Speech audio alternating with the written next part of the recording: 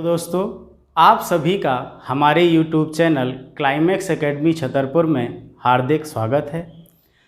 हम पिछली 2 क्लासों में सरल रेखा, वर्ग और आयत को निकालना सीख चुके हैं। अब हम बात करेंगे फिगर काउंटिंग के अगले टॉपिक की, और जो हमारा सबसे इम्पॉर्टेंट टॉपिक रहेगा यानी रेक्टेंगल, त्रिभुज, सॉरी रेक्टेंगल नहीं, आपका ट्रिंगल, यानी क्या हो जाएगा, त्रिभुज। तो त्रिभुज ज्ञात करना हमें सीखना है। तो चलिए देखते हैं त्रिभुज के बारे में जो हमें सीखना है। पहले छोटी छोटी बातों को जानते हैं, उसके बाद हम बड़े बड़े क्वेश्चंस भी करेंगे जो एग्जाम में पूछे जाएंगे। ठीक है, तो चलिए पहले हम सीख लेते हैं कि आखिरकार त्रिभुज में हमें किन किन बातों को याद रखना है। तो चलिए शुरुआत करते हैं। तो सबसे पहले अगर हम बात करने जाएं तो देखिए, अगर कोई भी आकृति, मान लीजिए मैंने एक ये आकृति आपके सामने रिप्रेजेंट की और कहा कि इस आकृति में कितने त्रिभुज हैं, तो क्या है, एक सिंगल त्रिभुज दिखाई दे रहा है ना सभी को। चलिए अब अगर मैं इस बिंदु से, ये हमारा क्या हुआ, बेस मान लिया। बेस किसी को भी, इसको भी मान सकते हैं, इसको भी, किसी को भी मान सकते हैं ना। ये हमारा अगर बेस है तो यहाँ से हमने एक लाइन डाली तो ये क्या हुआ, 2 भागों में विभाजित हो गया। अब अगर बात करें कि इस आकृति में कितने त्रिभुज हैं, तो आप बताएं 1, 2 और इन दोनों के मिलने पर बना एक बड़ा त्रिभुज। यानी हमारे पास अब यहाँ पर इस आकृति में कुल कितने त्रिभुज होंगे, 3 त्रिभुज होंगे। क्लियर। अब अगर अगले क्वेश्चन की बात करने जाएं तो इसी तरीके से, अभी तक तो क्या था, बहुत आसान है गिनना। मैंने क्या किया, अब 1 की जगह यहाँ पर इस बेस पर कितने लंब डाल दिए, 2 रेखाएं डाल दी। तो आप बताएं कि अब इस आकृति में कितने त्रिभुज होंगे। तो देखें यहाँ पर क्या होगा, 1, 2, 3 और 3 के बाद इसके और इसके मिलने पर एक क्या बनेगा, 4, और इन दोनों के मिलने पर क्या बनेगा, 5, और इन तीनों के आपस में मिलने पर क्या बनेगा, 6। तो अब हम सीखते हैं। देखिए यहाँ पर कितने मिले, 6, यहाँ कितने थे, 3। तो देखिए अब अगर मैं अगली आकृति की बात करने जाऊं, और अभी तो मैंने केवल क्या किया था, 2 रेखाओं को डाला था। अब यहाँ पर 1, 2, 3 या कितनी भी सारी रेखाएं हम इस बेस पर रख सकते हैं। तो अब यहाँ पर काउंट करना क्या होगा, आसान नहीं होगा।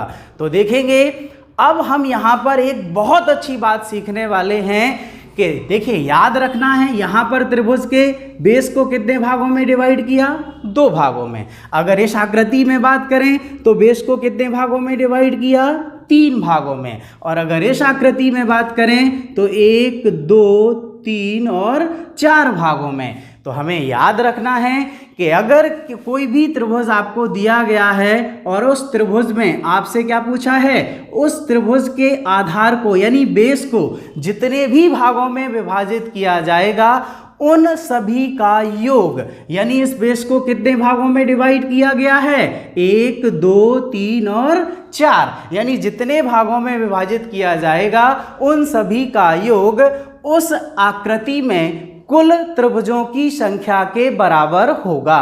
क्लियर। तो देखिए अब अगर यहाँ बात करें हम तो कितने भागों में विभाजित है, 2, तो 1 + 2 यानी कितना आ जाएगा, 3 त्रिभुज होंगे। क्लियर। यहाँ बात करें, भाई 3 ही तो मिले थे ना, मिले थे। यहाँ की बात करें तो 1, 2, 3 कितने त्रिभुज थे, 6 गिनती की थी हमने। तो देखना 1 + 2 3 और 3 और 3 एक कितना हो जाएगा, 6, यानी यहाँ पर कितने होंगे, 6 त्रिभुज होंगे। अब अगर यहाँ की बात करें तो 1, 2, 3, 4, तो 4, 3, 7, 2, 9, 1, 10, यानी इस आकृति में कुल कितने त्रिभुज हैं, 10। तो यहाँ से हमने एक त्रिभुज के बारे में बहुत छोटी और बहुत अच्छी बात सीखी कि त्रिभुज के आधार को जितने भी भागों में विभाजित किया जाएगा उन सभी का योग कुल त्रिभुजों की संख्या के बराबर होगा। क्लियर। चलिए तो अब अगर इस तरीके से कोई भी क्वेश्चन हमें एग्जाम में मिलता है या फिर किसी आकृति में ये कंडीशन हमें दिखाई देती है तो आसानी से हम इसको गिन पाएंगे। तो सभी लोग काउंट करेंगे, देखना।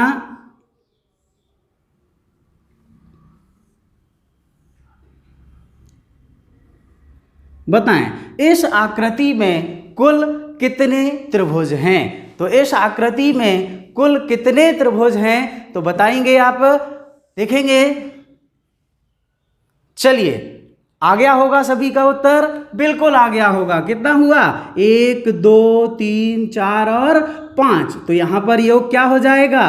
5 4 9 3 12 2 14 1 15। यानी इस आकृति में कितने त्रिभुज हैं? 15 त्रिभुज हैं। क्लियर? चलिए, अब अगर मैं अगले क्वेश्चन की बात करूं तो अगले क्वेश्चन में सभी लोग जल्दी से काउंट करना है।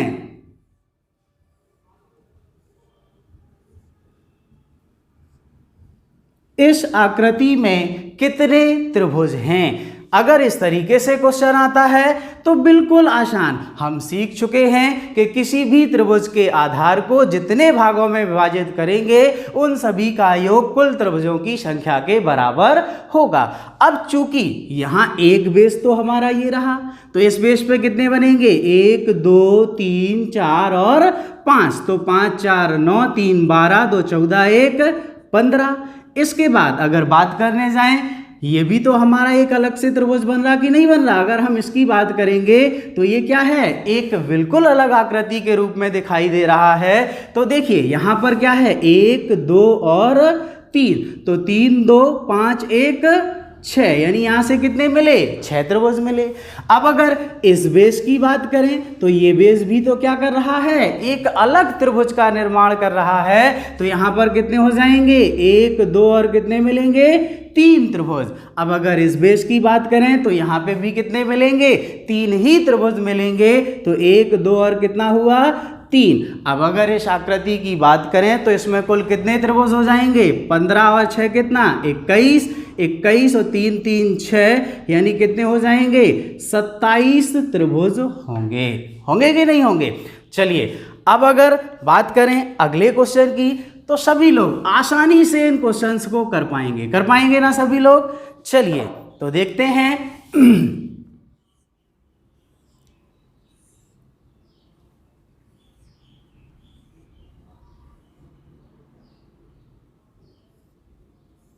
इस आकृति में कुल कितने त्रिभुज हैं? तो बहुत ही आसान रहेगा कि नहीं रहेगा? यहां पर क्या है? 1 2 3 4। तो कितना आ जाएगा? 4 3 7 2 9 1 10। यानी यहां से कितने मिले? 10। ये भी बेस क्या है? 4 भागों में डिवाइड है। तो यहां भी कितने मिलेंगे? 10। और यहां पर भी कितने मिलेंगे? 10। यानी इस आकृति में कुल कितने त्रिभुज हुए? 30 त्रिभुज होंगे। क्लियर? अब बताएं, क्या इस त्रिभुज और इस त्रिभुज के मिलने पर नया त्रिभुज बना क्या ये त्रिभुज है क्या? नहीं है। और अगर इसकी बात करें तो इसको तो हम इस बेस पे गिन चुके हैं ना। तो यहां पर इस आकृति में कुल कितने त्रिभुज होंगे? 30, यानी 30 त्रिभुज होंगे। तो हमने एक बहुत अच्छी बात सीखी। अब बात करेंगे इसके आगे, देखते हैं तो आगे किस तरीके से क्वेश्चन आपसे पूछे जाएंगे। तो देखिए, ये क्वेश्चन एग्जाम में पूछा जाएगा, नहीं पूछा जाएगा ये नहीं, लेकिन इससे संबंधित कोई भी आकृति होगी और अगर वहां इस रूप में आकृति दिखाई देगी तो हम आसानी से उनको काउंट कर पाएंगे। क्लियर? चलिए, अब अगर अगले क्वेश्चन की बात करने जाएं, अभी तो क्या था? एक ही बेस को हमने डिवाइड किया था कि नहीं किया था? अभी क्या कर रहे थे? जैसे मैंने इस बेस को डिवाइड किया था। लेकिन अगर इस बिंदु से हम इसको डिवाइड कर दें तो इस आकृति में कुल कितने त्रिभुज होंगे? तो देखिए, आपको याद रखना है कि अगर किसी त्रिभुज को, अभी तो क्या कर रहे थे कि त्रिभुज ज्ञात करने के लिए जितने भागों में विभाजित कर रहा था उन सभी का योग। क्लियर? अब अगर इस तरीके से बात हो जाए तो यहां पर क्या है?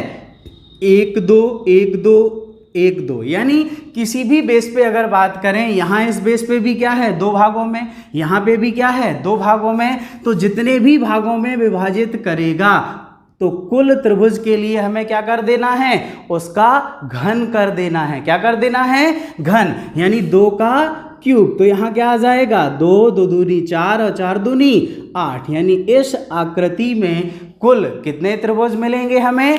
8 त्रिभुज मिलेंगे। और अगर गिनने की बात करें तो आप बताएं, मान लीजिए अगर इस रेखा को हम यहाँ नहीं रखें थोड़ी देर के लिए तो 2 1 3, क्लियर, ये तो 3 हुए। अब 3 के बाद बात करने जाएं, जैसे ही हमने इसको डाला तो यहाँ पर बताएं इस रेखा के आने पर कितने नए त्रिभुज बनेंगे? तो आप बताएं, एक तो ये बनेगा, दूसरा आपका ये बनेगा, और अगर इन दोनों के मिलने की बात करें तो हम उसको पहले काउंट कर चुके हैं। तो यहाँ पर क्या हो जाएगा? 1 2, और 2 के बाद एक ये बनेगा, 3 3 के बाद एक ये बनेगा, 4। तो यहाँ कितने हुए थे? 2 1 3, और 3 और 4 कितने हो जाएंगे यहाँ पर? 7। अब बचा आपका एक शेष त्रिभुज। तो देखिए यहाँ पर अगर बात करें तो ये जो त्रिभुज है ये भी क्या होगा? इसी लाइंस के आने पर बनेगा। तो 1 2, और ये कितना हुआ? 3, और 3 के बाद एक ये और एक इस बेस पर, यानी कितने हो जाएंगे आपके? टोटल काउंट ऑफ बात करने जाएं तो इतना सब कुछ हमें याद नहीं रखना है, क्लियर। हम तो सीधी बात क्या याद रखेंगे कि अगर बराबर भागों में डिवाइड है, यानी एक इससे और एक यहाँ से बराबर भागों में डिवाइड है, तो आपको क्या करना है? क्यूब कर देना है। क्या कर देना है? क्यूब कर देना है। अब अगर मैं अगले क्वेश्चन की बात करूं तो देखिए, अब अगर बात करें अगले क्वेश्चन की तो देखना,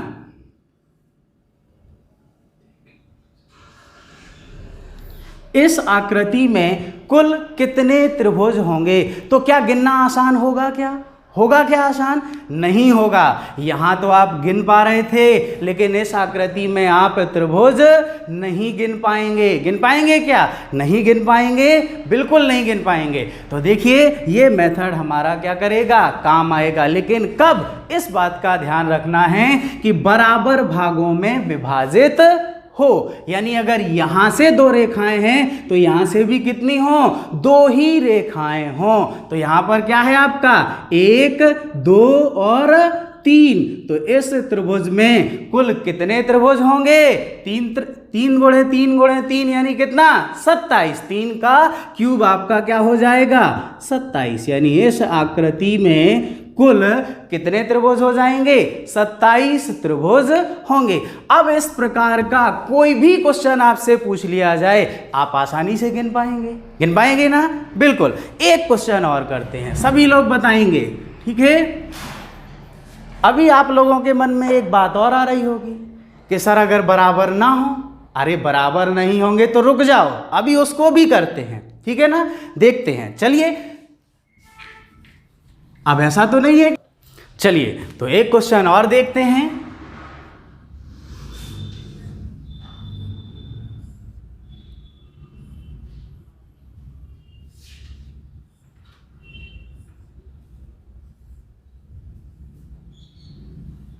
तो ये देख कितने भागों में डिवाइड है?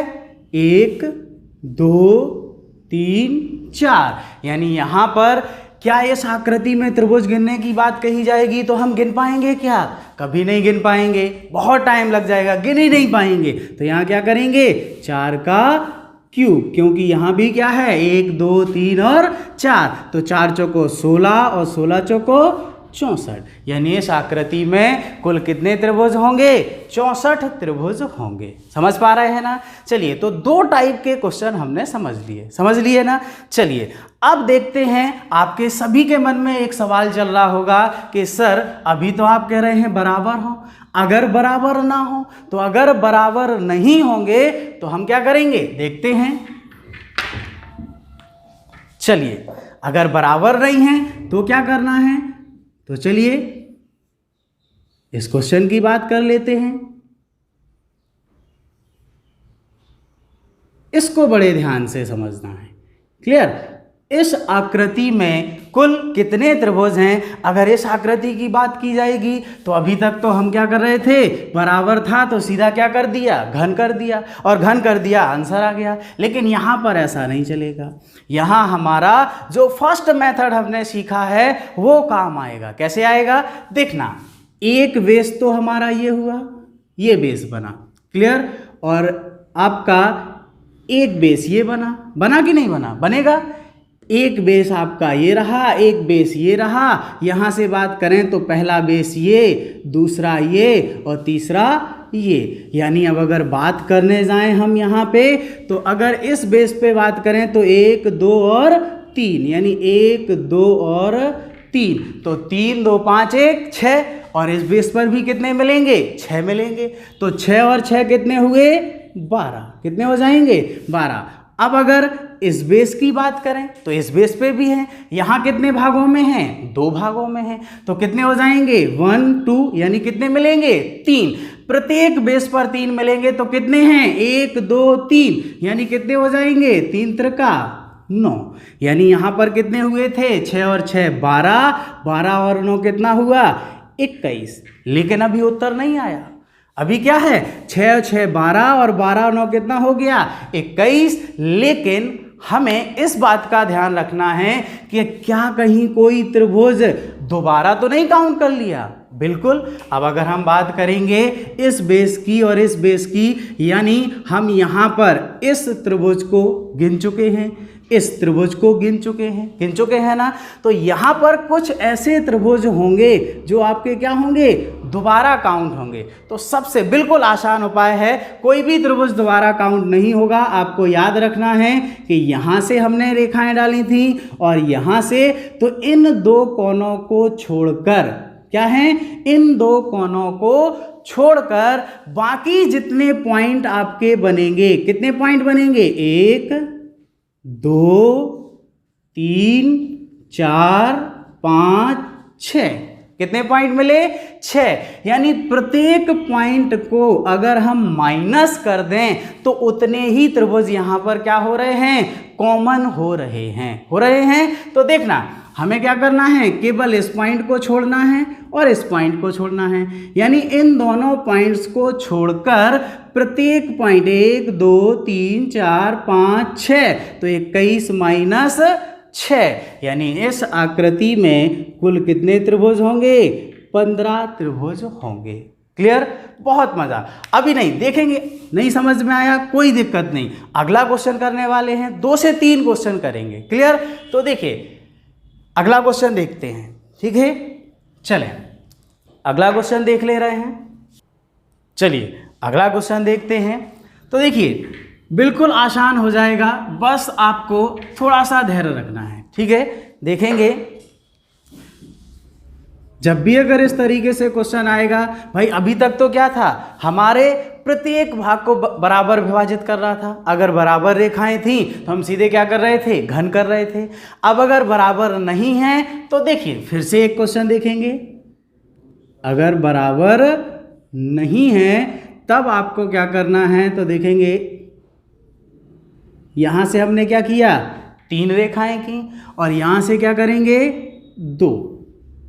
यानी अब ये क्या है? समान नहीं है। क्या है? समान नहीं है। क्लियर? तो यहाँ पे ये क्या है? समान नहीं है। अब समान नहीं है तो क्या करना है? देखेंगे। हमने आपको क्या बताया? सबसे पहला मेथड हमारा क्या था कि त्रिभुज के आधार को जितने भागों में विभाजित किया जाएगा उन सभी का योग उस आकृति में कुल त्रिभुजों की संख्या के बराबर होगा। तो आप इन दोनों लाइंस को भूल जाओ, थोड़ी देर के लिए इग्नोर कर दो। इग्नोर कर दिया। अब देखा, अगर केवल एक बेस ये है, यानी अगर केवल यही बेस है तो 1 2 3 और 4, 4 3 7 2 9 1 10। क्लियर? अब अगर हम इसको बेस मान लें, इसको बेस मान लिया, ठीक है। अब अगर हम केवल इसको बेस मानते हैं तो क्या इसके हटने पर कोई समस्या? क्या नहीं, ये भी तो एक कंप्लीट आकृति बनेगी कि नहीं? तो यहां पर भी क्या है? बेस का नियम लग जाएगा। यानी क्या है? 1 2 3 4, यहां भी कितने होंगे? 10। और अगर इस बेस की बात करें तो इस बेस पे भी कितने बनेंगे? 10। यानी इस पॉइंट की अगर हम बात करने जाएं तो ये कितने देगा हमें? सॉरी, इस पॉइंट की नहीं, इस पॉइंट की। तो इस पॉइंट की अगर बात करने जाएं तो यहां से जो ये रेखाएं हैं, यहां से कितने बनेंगे आपके? 30 त्रिभुज बनेंगे। कितने बनेंगे? 30। अब अगर बात करें इस पॉइंट की तो यहां से देखें ये कितने भागों में डिवाइड है? 1 2 और 3। तो पहला नियम लगाएंगे, 3 2 5 1 6। अब कितना है 1 2 3 4, तो 1 में कितने मिल रहे 6, तो 4 में कितने होंगे 24, यानी कितने होंगे 24। क्लियर। तो यहां पर कितने हुए 30 और यहां कितने हुए 24, तो 30 और 24 आपके कितने हो जाएंगे 54, कितने हो जाएंगे 54। अब अगर 54 की बात करने जाएं तो यहां पर इस आकृति में कुछ ऐसे त्रिभुज हैं जिनको हम क्या कर रहे हैं दोबारा से काउंट कर रहे हैं और हमें उन्हें काउंट नहीं करना है।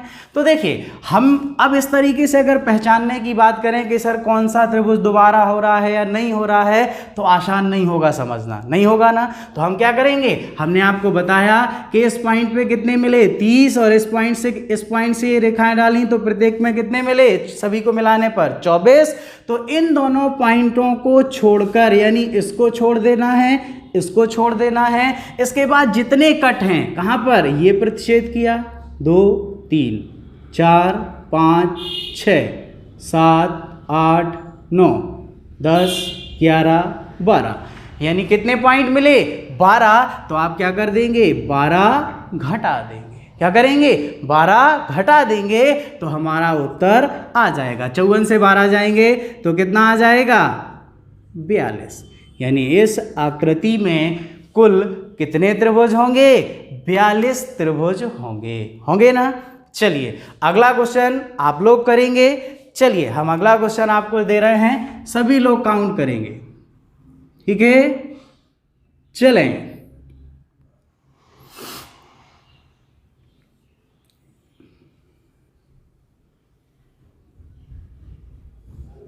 बताएं इस आकृति में कुल कितने त्रिभुज हैं, काउंट कर रहे हैं ना। चलिए आया सभी का उत्तर, बिल्कुल बिल्कुल। चलिए देखेंगे, एक बेस ये है, एक बेस ये है, 1 2 3 और 4, 4 3 7 2 9 1 10, और इस बेस पर भी 10, यानी इस पॉइंट पे कितने मिले 20।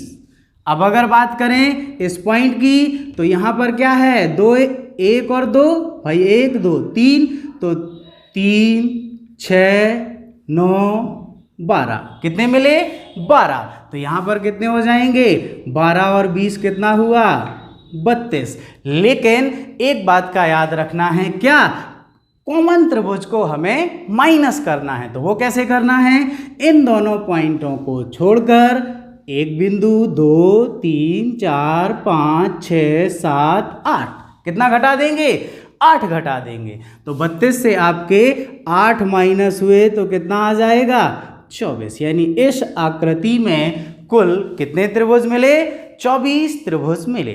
क्लियर। तो आप सभी लोग आसानी से इन क्वेश्चंस को समझ पाए होंगे, ठीक है। चलिए इसके आगे इसका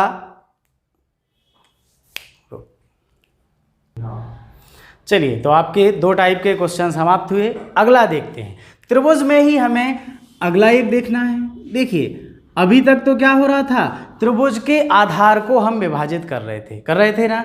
लेकिन जब किसी एक त्रिभुज के अंदर दूसरा त्रिभुज दिखाई दे, तीसरा त्रिभुज दिखाई दे, तब कंडीशन क्या बनेगी, तो देखते हैं। चलिए, तो यहां पर ये आकृति, यहां पर क्या है सिंगल त्रिभुज, लेकिन अगर इसके अंदर हमने एक त्रिभुज और बना दिया तो कितने त्रिभुज हुए, तो देखना 1 2 3 4, और इन सभी के मिलने पर एक बड़ा त्रिभुज, यानी कितने हुए 5। तो यहां से हम एक बात सीखेंगे कि जब किसी त्रिभुज के अंदर एक नए त्रिभुज का निर्माण किया जाएगा, यानी एक के अंदर एक त्रिभुज है, तो कुल त्रिभुजों की संख्या कितनी होगी 5 होगी। कितनी होगी 5, यानी अगर एक के अंदर एक त्रिभुज दिखाई दे रहा है तो कुल त्रिभुज कितने होंगे 5 होंगे। अब अगर आप कहें कि सर एक के अंदर दूसरा है और दूसरे के अंदर तीसरा है, तो यहां पे क्या होगा, तो देखना अभी तो एक था, अब 2 नहीं 3 नहीं 4 भी कर लेंगे। देखें दूसरा, और ये क्या रख दिया तीसरा। चलिए ये तीसरा। तो देखेंगे अभी तक तो एक के अंदर एक त्रिभुज था तो कितने थे 5, अब दूसरे के अंदर तीसरा है तो ध्यान देना ऐसा नहीं कि एक के अंदर एक 5, दूसरे के अंदर तीसरा तो 5 5 कितना 10, नहीं, देखना ध्यान से, अगर ये त्रिभुज नहीं होता तो कितने होते 5।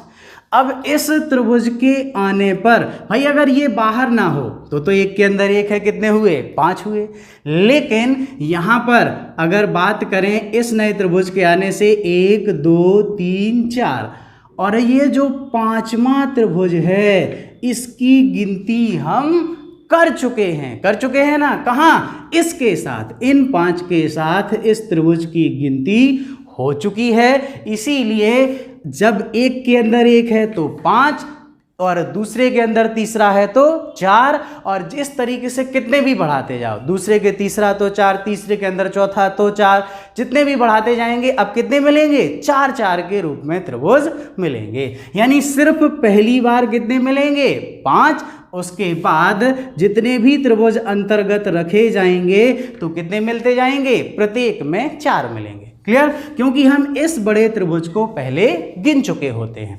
तो 5 और 4 कितना हुआ 9। ठीक है, चलिए अगर अगले क्वेश्चन की मैं बात करने जाऊं यहां पर तो देखेंगे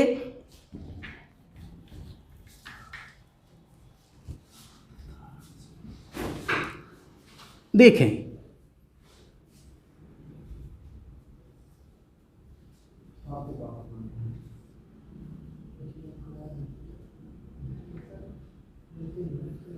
दिखाई दे रहा है सबको, ये छोटा त्रिभुज, तो एक के अंदर एक, दूसरे के अंदर तीसरा और तीसरे के अंदर चौथा, यानी हम क्या करेंगे, एक के अंदर एक तो कितना 5, दूसरे के अंदर तीसरा तो कितना 4 और तीसरे के अंदर चौथा तो कितना 4, यानी इसके अंदर ये था तो 5 मिले, इसके अंदर ये है तो 4, इसके अंदर ये है तो 4, यानी कुल कितने त्रिभुज हो जाएंगे 5 4 9 और 9 4 13, कितने हो जाएंगे 13। तो आसानी से समझ पाए बात को। अगर इस तरीके से कोई भी क्वेश्चन रहता है, यानी किसी भी क्वेश्चन में अगर इस पार्ट को जोड़ दिया जाए तो आसानी से हम उस अलग करके उस पार्ट को इसका उत्तर निकाल पाएंगे। क्लियर, चलिए अब इसी में अगर थोड़ा सा एडवांस कर दिया जाए तो देखना, जैसे ध्यान देना दोनों पार्ट को कंबाइन करने वाला हूं, पहला टाइप और ये टाइप दोनों कंबाइन होने वाले हैं। तो देखना ये आपने रखा, इस आकृति में कितने त्रिभुज हैं, जल्दी से काउंट करें, बिल्कुल दोनों को कंबाइन करके देखते हैं। अगर हम इस पार्ट की बात करें तो ये क्या है अलग भाग, ये एक अलग भाग, ये एक अलग भाग है कि नहीं, और ये क्या हो जाएगा अलग। अब अगर मैं कहूँ, आप कहें कि सर अभी अभी जो पढ़ा वो नियम लगाना है, तो इन लाइंस को क्या कर दो, इग्नोर कर लो। एक के अंदर एक तो कितने हुए 5 हुए ना। इसके बाद जैसी ये लाइन रखी यहाँ यहाँ, तो इस लाइन के आने पर कितने नए त्रिभुज मिले, तो देखना इस लाइन के आने पर एक भाग ये और एक ये। अब अगर नियम लगाओ कि 2 1 3 तो 3 नहीं, क्यों 3 तो होंगे, लेकिन यहाँ हम इस बड़े त्रिभुज को 5 के साथ गिन चुके हैं ना, तो यहाँ पर क्या हो जाएगा, ये कितना देगा 2, यहाँ से भी 2 और यहाँ से भी 2, यानी प्रत्येक लाइन के आने पर कितने नए त्रिभुज मिले, 2 त्रिभुज मिले, तो 2 तिया 6, यानी कितना आ जाएगा 6 5 11। अब अगर हम पहले नियम से गिनने जाते तो 2 1 3 1 3 3 6 3 9, 9 के बाद एक ये हुआ 10 और इन सभी के मिलने पर एक क्या हुआ 11, यानी किसी भी तरीके से हम इनको काउंट कर सकते हैं। ठीक है, अगले क्वेश्चन की बात करेंगे। अब अगर इस रूप में कोई भी क्वेश्चन आपको मिल जाए तो आप आसानी से कर ले जाएंगे। देखना, चलिए तो देखेंगे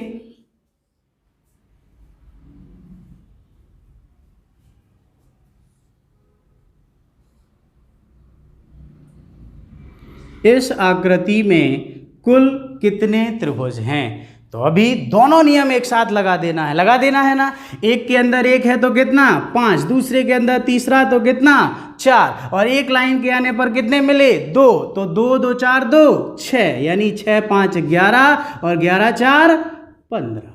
बिल्कुल आसानी से हम क्वेश्चन का आंसर दे पाएंगे। क्लियर। तो अब कोई भी क्वेश्चन इस तरीके से आ जाए, अगले क्वेश्चन की अगर बात करें तो देखेंगे, अब अगर मैं यहाँ पर अभी तो क्या था एक लाइन थी, अब अगर दो भागों में डिवाइड कर दें, दो पार्ट्स में डिवाइड कर दें, तो देखना ये रखा, इस आकृति में कुल कितने त्रिभुज होंगे। तो दमदार तरीके से वही नियम वापस लगा देना है और क्या आ जाएगा 1 2 3, किसी भी तरीके से लगा लो। त्रिभुज का नियम लगाना है तो 3 2 5 1 6, 6 6 दूनी 12, 6 त्रिक 18, 18 के बाद एक आपका ये सिंगल और इन सभी से मिलकर बना एक बड़ा त्रिभुज, यानी 18 और 2 कितना हो जाएगा 20। और अगर यही नियम लगाना है तो एक के अंदर एक कितना हुआ 5, और 5 के बाद आप बताएं इनके आने पर, यानी अभी तो एक लाइन थी तो आसानी से समझ में आ रहा था कि कितने मिले 2 त्रिभुज मिले, लेकिन यहाँ पर जब 2 लाइंस आ गई तो आपको गिनना थोड़ा टाइम लग जाएगा ना। तो यहाँ ये आसान रहेगा कि 3 2 5 1 6, बाकी दिक्कत नहीं है, गिन आप सकते हो। जैसे अगर बात करें तो यहाँ कितना मिलेगा 1 2 3, और 3 के बाद एक ये मिला 4 और एक ये क्या मिलेगा 5, यानी प्रत्येक कितना देगा 5 देगा कि नहीं। तो 5 5 दूनी 10, 5 3 15 और 15 और 5 20। क्लियर। लेकिन आसान क्या होगा, अब आसान क्या होगा, आसान तो आपका यही रहेगा कि जब त्रिभुज के आधार को इतने भागों में विभाजित किया गया है तो 6 6 दूनी 12 और 6 त्रिक 18, 18 के बाद एक 19 और एक बड़ा 20। तो ये हम कहाँ से सीखेंगे, ये हम तभी सीखेंगे जब हम सारी बातों को समझ गए हैं ना। चलिए अब अगर अगले क्वेश्चन की बात करने जाएं तो देखिए यहाँ से हम अब थोड़ा सा चेंज करेंगे, अगले टाइप में चलते हैं। यहाँ से हमने देखा 3 तरीके से हमने त्रिभुज को अभी समझा, केवल अभी हम त्रिभुज की बातों को समझ रहे हैं, क्वेश्चन नहीं कर रहे हैं, केवल त्रिभुज की बातों को समझ रहे हैं। अभी हम क्वेश्चंस करेंगे, बड़े बड़े क्वेश्चंस आएंगे, वहाँ पर कई पार्ट में क्वेश्चन रहेगा और उनको पहले हम तोड़ेंगे फिर जोड़ेंगे। क्लियर। तो यहाँ पे हमें क्या करना है, अभी हम केवल त्रिभुज को समझ रहे हैं कि कितने तरीके से यहाँ पर त्रिभुज के पार्ट्स बनेंगे। तो देखिए अभी तक तो त्रिभुज की बात हो रही थी, अब अगर स्क्वायर की बात करें, जैसे अगर मैं बात करूं यहाँ पर इस आकृति की, तो आप बताएं क्या इस आकृति में कोई त्रिभुज है क्या, नहीं है। लेकिन अगर मैं यहाँ पर एक डायगोनल रेखा यानी विकर्ण डाल दूं तो यहाँ पर इस आकृति में कितने त्रिभुज होंगे 2 त्रिभुज होंगे ना। अगर इसी आकृति में हम क्या करें, अभी तो एक विकर्ण था, अगर दूसरा विकर्ण भी डाल दें तो दूसरा विकर्ण डाल दिया, तो यहाँ तो कितने थे 2, लेकिन यहाँ त्रिभुजों की अगर बात करेंगे तो देखना 1 2 3 4, कितने हुए 4, और 4 के बाद ध्यान से देखना इन दोनों के मिलने पर 1 2 3 4। क्लियर। यानी ये तो 4 हैं और इन विकर्णों से भी यहाँ क्या बनेंगे 4 नए त्रिभुज बनेंगे कि नहीं। तो यहाँ कितने हो जाएंगे, तो हमें सीधे याद रखना है भाई अगर कोई एक विकर्ण है तो नियम नहीं लगेगा, अब नियम लग जाएगा कौन सा, अगर किसी स्क्वायर को 2 विकर्णों से काटा गया है। क्लियर। यानी किसी स्क्वायर को यानी चतुर्भुज को 2 विकर्णों से काटा गया है तो उसे कितने भी भाग, जितने भागों में, कितने भी नहीं, यानी अगर यहाँ से भी लंब डाल दें यहाँ से भी डाल दें तो क्या होगा, जितने भागों में विभाजित करेंगे उसका 2 गुना क्या होगा, 2 गुना कुल त्रिभुजों की संख्या के बराबर होगा। तो देखना कैसे होगा, केवल एक बस में नियम नहीं लगना है, कहाँ लगना है, एक विकर्ण में नियम नहीं लगेगा। इसके बाद जैसे मैंने ये डिवाइड किया 2 में, तो 1 2 3 4, तो अभी हमने कितने गिने थे 8 गिने थे ना, तो क्या किया 4 दूनी 8। क्लियर। अब अगर बात करें, अगर इसी को ये कितने पार्ट में डिवाइड हो गया? 6 में। लेकिन नियम क्या रहेगा? 2 विकर्ण होने चाहिए। क्या होने चाहिए? 2 विकर्ण। तो कितने में हैं? 6। 1 2 3 4 5 और 6, तो 6 दूनी 12। कितना हो जाएगा? 12। तो इस आकृति में कितने त्रिभुज होंगे? 12। अब अगर यहां पर अगली एक आकृति में बात करें, एक लंब और ये दूसरा, यानी अब ये कितने पार्ट में डिवाइड है? 8। 3 4 5 6 7 और 8, यानी कितने पार्ट में डिवाइड हो गया? 8 पार्ट में डिवाइड हो गया। तो यहां पर कितने हो जाएंगे? 8 दूनी 16, यानी इस आकृति में कुल कितने त्रिभुज होंगे? 16 त्रिभुज होंगे। तो आज हमने त्रिभुज के बेसिक को समझा है। क्लियर? आज हमने क्या किया? त्रिभुज के बेसिक को समझ लिया है। इससे अगली क्लास में हम त्रिभुज के बहुत अच्छे अच्छे क्वेश्चन करने वाले हैं। चलिए, तो अगर आप सभी लोगों को हमारा ये वीडियो पसंद आया है तो सभी लोग लाइक करें, शेयर करें, सब्सक्राइब करें और अपने सभी दोस्तों को भी बताएं। धन्यवाद।